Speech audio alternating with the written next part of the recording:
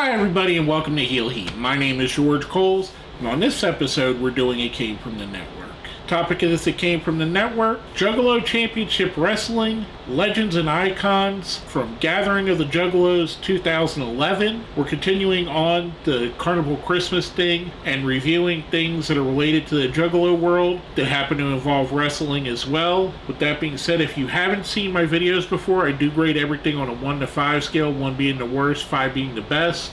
For this, I do ask that you stick around to the end to hear my overall rating, because it'll make sense when I talk about it then. With that being said, we jump right in. We get our announce team for the night, Kevin Gill, who introduces Mick Foley, who gets a Cactus Sack chant going, which if you've seen Stranglemania or even Big Money Hustlers, you know that that's what they call Cactus Jack. After that, we go to the back for an interview with Tito Santana and Bill Apter. He's talking up his match, which is going to be the first match of the night, against his longtime rival, Greg the Hammer Valentine. I like this here. This was good to set it up. A nice way to remind us of Tito and Valentine and the feud that at this point was almost 30 years before that. That leads us right into a cage match with Santana and Valentine. And I like this. I thought this was a fun match, a fun way to start the show. Valentine picks up the win here. Afterwards, as we see during the night, people are being awarded awards from Pro Wrestling Illustrated. Tito Santana destroys Valentine's award,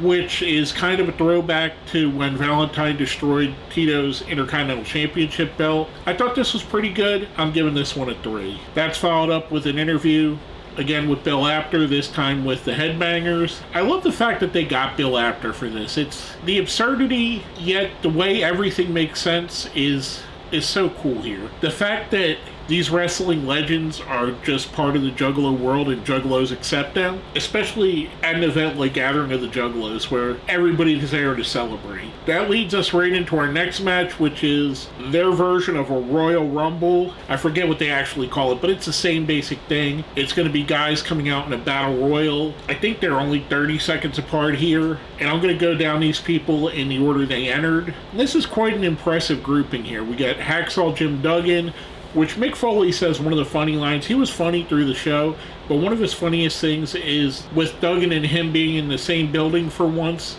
he could finally lay to rest the rumors that they're the same person. I thought that was interesting. The second entrant is Mosh from the Headbangers. The third entrant is Rugged Ronnie Garvin. And it's kind of neat, and Garvin's one of the first where you start seeing some of the wrestlers just wore whatever they were wearing during the day, not wrestling gear. Others wore shirts to hide their not as great physiques. After Garvin, we get the other headbanger, Thrasher, comes out. He's followed by Carlito, which is kind of cool because this was right after his WWE run, and now that he's back in WWE, I always liked Carlito. I thought he could have been so much bigger than what he was, and he should have been one of the guys that was a standard bearer for years. I digress. Back to the match. We get the Superfly, Jimmy Snuka, and he comes out, and basically the Battle Royal stops for them to all praise and clap, just like all the Juggalos are. Show Snuka his love. And yeah, I know it ended up with him being charged for a murder that was years ago. But it was kind of cool seeing this, them paying respects to Snuka, who probably was the oldest guy on the show. That's followed up with Tony Atlas. And normally I'm not one to make fun of what people wear. I mean, honestly, I'm wearing a Star Wars Christmas hat and a British Bulldogs t-shirt. However, I do have to pick on Tony a bit here. He's wearing a very small Penny Hardaway Orlando Magic jersey that looked like at this time it was at least 15 years old. I mean, some of the letters in Orlando were missing. It looked worn down. I have shirts like that I wear to like do stuff around the house, so I understand. But to come out here on what was an internet pay-per-view, it was just kind of interesting. And I think I actually seen him wear the same jersey in a shoot interview too. I digress. Back to the Rumble. He's followed by Viscera. Then that's followed up with Rob Conway. Kind of cool seeing some of the, I would say, younger wrestlers and more of the generation that was wrestling at the time in this. Then we get Zach Allen. He's followed up by Doink the Clown, and it's actually the original Doink, Matt Bourne. He's followed by Eugene, which, believe it or not, if you're not familiar with Juggalo Championship Wrestling, Eugene had a very very solid run in Juggalo Championship Wrestling. He's followed up by the Barber Brutus Beefcake, who's followed by Disco Inferno, which is kind of cool and awesome. That's followed by Rikishi, who I thought Rikishi would be the guy to win the whole thing. Unfortunately, he wasn't. It comes down to the final two. Now, that's all the entrants. The final two are Viscera and Zach Gallen. And I kind of thought they would do a thing where Viscera threw Zach Gallen out of the ring. However, he didn't get eliminated because both feet didn't hit the floor. And I know, that's terrible. It's not really a joke, but it's kind of what I expected them to do. However, Gallen did the thing where he pulls a rope down. A little bit sloppy, but still, it was good. Zach Gallen does win it here. This is one of my favorite matches on the card. And I think the pacing of it, how fast they were in and out, and all of the legends here, mixed in with some newer talent, I thought it was really good. I'm giving this a 4. That's followed up with another interview. This time it's the Rock and Roll Express and Bill Apter. They're talking about their match that's coming up next, and they're going up against the Midnight Express, and it's a version with Loverboy Dennis Condrey and Beautiful Bobby Eaton, my favorite version of the Midnight Express. This was basically about a minute and a half match. I think they did 2-3 moves. The Rock and Rolls hit the double drop kick, get a double pin. On any other show, I would give this a lesser grade, but on this one, I'm giving it a 3, just for enjoyment. And that's the one thing, and I'll talk about it more at the end, that I really like. They didn't go long with a lot of the matches. They didn't expose any of the wrestlers who were past their prime at this point. That's followed up with probably the best interview of the night, Terry Funk and Bill Apter, and Terry Funk is talking up his match. He's going to be in the main event against Roddy Piper. He's building it as Piper ran him down in Hollywood and he couldn't get movies, and he's a better actor than Piper, which I loved that. It was just absurd and funny. Funk is the man. He's the greatest of all time. Next up, we get a Philly Madness match, basically a tribute to ECW. We have in a multi-man single fall match, we have Raven, Balls Mahoney, Shane Douglas, Sabu, Too Cold Scorpio, who looked great, Al Snow, and Rhino. And this was fun. This was just a little tribute to ECW.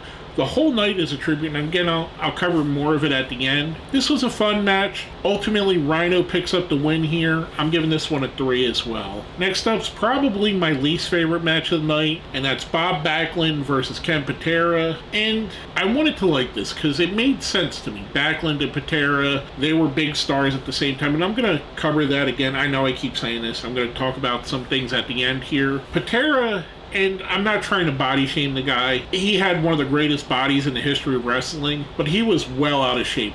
Bob Backlund looked like he could still go. Patera, not as much. Backlund does pick up the win here. I'm giving this one a 2. Backlund seemed to love being there at the gathering. He was out in the crowd afterwards.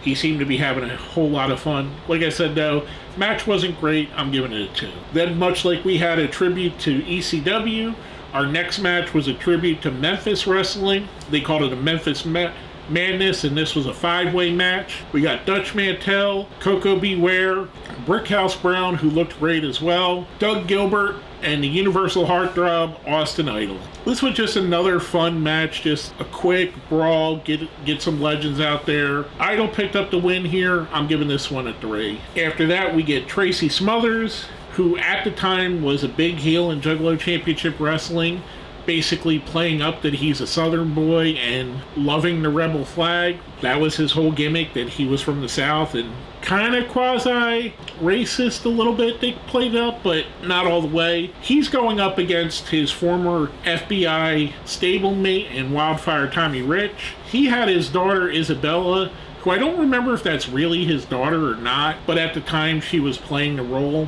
This was another fun match. Smothers picks up the win here. I'm giving this one a 3. That's followed with another match that I thought was really good. We got the New Age Outlaws of the Road Dogg and Billy Gunn going up against the Wolfpack, Kevin Nash and X-Pac with Scott Hall, and they're representing the Juggalo World Order. It's kind of neat, but it kind of felt weird because Mick kept saying it's DX versus the NWO, but X-Pac was in both. This was a really fun match. I mean, it's two of the greatest tag teams of all time. All four men were still close to their prime here. I mean, hell, Billy Gunn's still going at it at a high level, and I'm pretty sure if X-Pac wanted to, he could come back and wrestle at a high level. This is a fun match.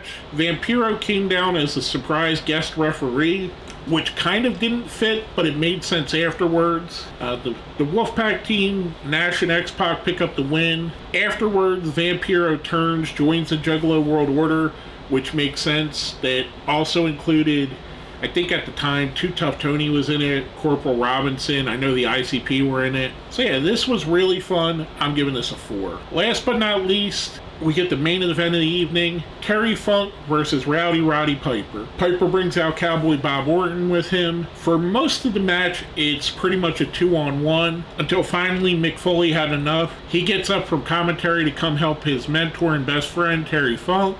Evens out the brawl a little bit. However, Piper still finds a way to pick up a win here.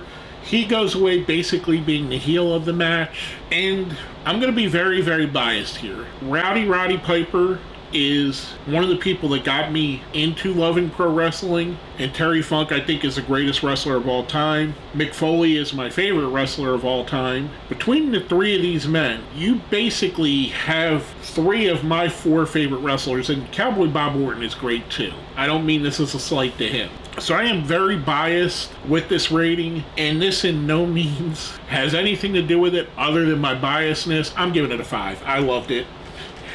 I know the match wasn't great, but I love seeing it. And that's what I wanted to tie the whole thing in. The matches here were short. They weren't great. You're not going to see Omega versus Ospreay here.